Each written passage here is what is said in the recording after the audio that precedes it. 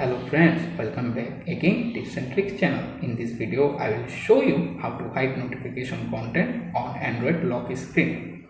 You can follow this updated method guide to hide notification content when your phone are currently lock mode. First, go to settings. Once you are in the settings, scroll down, open notification.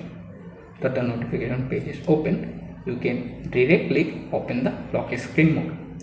Here you can see the various options there. Choose the option in full line. If you decide to set a dot mode, to choose the dot mode option, or if you are decide to completely turn off lock screen mode safety, so tap on the toggle switch and turn it off. Alternatively, by another way, you can back the previous screen, then go to hide content when lock. Here choose the hide when lock option and you are done. Thanks for watching. Please subscribe Tips and Tricks.